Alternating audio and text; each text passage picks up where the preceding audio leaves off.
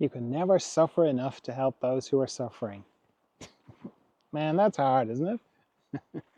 That is a very hard idea to get and to live. And I think the easiest way for me to understand it and to live it is to think of it in terms of money. So if you exchange money for suffering, and it's like you can never be poor enough to help the poor, then it makes sense to me. So it's like, oh, I see all these poor people, or people who are, have very little money.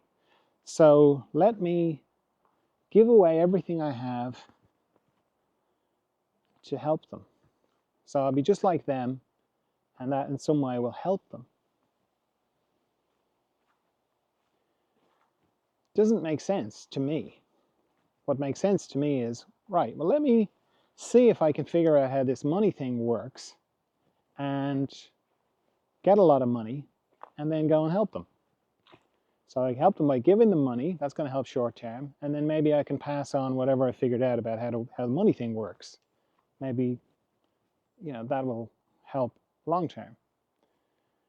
So that to me makes sense, to do with money. And then if you bring that back into suffering, it's like you can never suffer enough to help people who are suffering. That's where it gets tricky, because on the one hand, if you come across something, like there's different degrees of it, really, isn't there? Like, you can see something on the news and you can see raw suffering, 360-degree suffering on the news, and that's very disturbing, and your heart breaks. And I think it's important to feel it and to not kind of, tighten up your heart because it's too painful. But unless you're moved to actually go to the place where the suffering is, and which place are you going to choose? Whatever one you choose, there's going to be another one ones that you didn't choose. So that's hard. Then there's like suffering that you see and that you can do something about. And if you are so moved to do something, beautiful, do that. Very important to kind of know this thing about action and taking action. But that's not really what this idea of you can never suffer enough.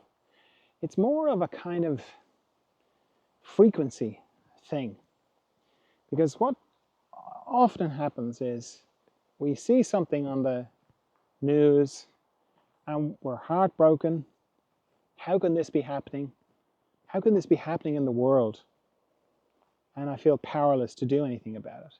So the only thing I can do to help those people, is to be really sad for them and to be really upset all the time. And maybe I'll post some things on social media about how upset I am. Maybe I'll comment. Maybe I'll make videos saying, wake up, trying to get people to wake up. And if I'm, my interaction, when people say, hi, how are you? I'll go, oh yeah, I'm okay, but God, isn't it terrible what's happening in whatever the current place is? And that feels like I'm doing something. And I know some people are very performative about that. I'm not talking about that. I'm just talking about you and me here. Ordinary, just, what to do in the face of this stuff. And that feels like I'm doing something. In some way, I'm expressing solidarity. But there isn't any solidarity in suffering. You suffering is like bringing your frequency down in some kind of idea that's going to help those people. It's not going to help them. It's going to bring the general vibration down. The hard thing is to let your heart break, to acknowledge it, to feel the pain, and then to look around with your life. So I'm walking in a lovely forest, and there's nobody around, and it's beautiful. It's just green, lush. It's just fantastic. Now, if I was on my phone looking at some atrocity and just feeling like, oh, I feel so bad. I feel so terrible for those people. I do. My heart would break. But then to not let it go, to kind of hang on to it and keep it with me in the forest. Because it's like, if I don't feel terrible for those people, it means that I don't care. But I do care.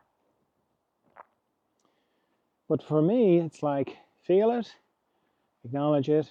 Am I moved to do anything about it? Nope. Or yes, whichever. And then going, okay, so what's actually happening right now? Well, right now, I am walking in a beautiful forest. And it is beautiful. I love this forest. I'm so happy here. But what about the people who are suffering? Well, they're not in my reality. Okay, I know about it, I've heard about it, I felt it, but I must come back to what's happening right now. What's my experience? And my experience is great beauty, sweetness. I'm healthy, I've got a lovely body, meaning it works and it's beautiful. I don't have any pain. It's great. I get to, really take in all this amazing different aspects of this fantastic reality that I wake up into every morning.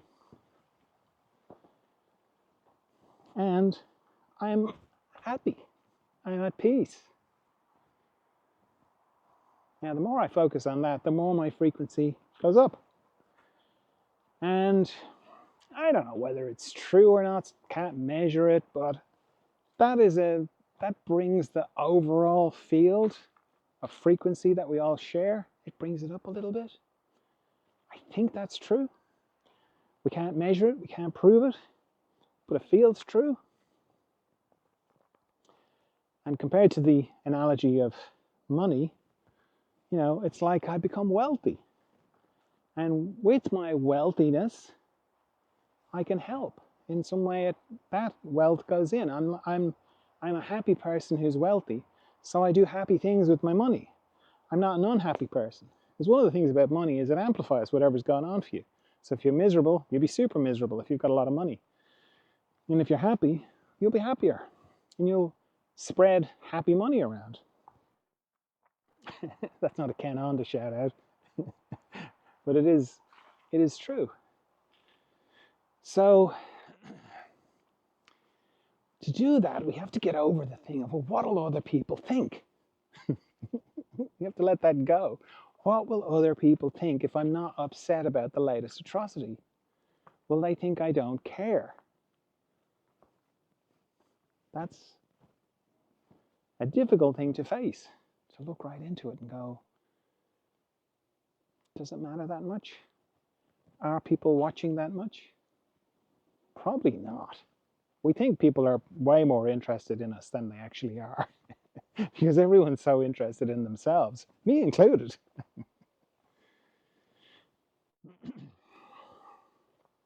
So if you notice that you're hanging on to a little bit of suffering, on the one hand because you think it's helping, so you go, okay, it's not helping, I get that, let that go. But then you're hanging on to a little bit when I'm around other people. Oh, isn't it terrible? Isn't it terrible? I saw that, wasn't that awful? What I'm saying is, I know about this stuff and I care. I'm a caring person. I don't know, get a t-shirt. Just get a t-shirt with I'm a caring person written on it. It's better for the frequency, your overall frequency, your overall happiness.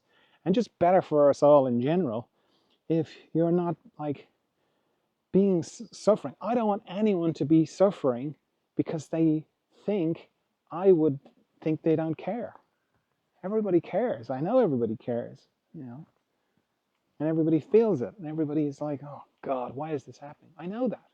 So don't do it on my benefit. I'm definitely giving you a pass on that one. And you know what? Most people probably are as well. Most people don't really, And that's not to say if you are moved to go and protest or take action, great, go and do that. Absolutely go and do that. But just don't do it happily. Do it with joy.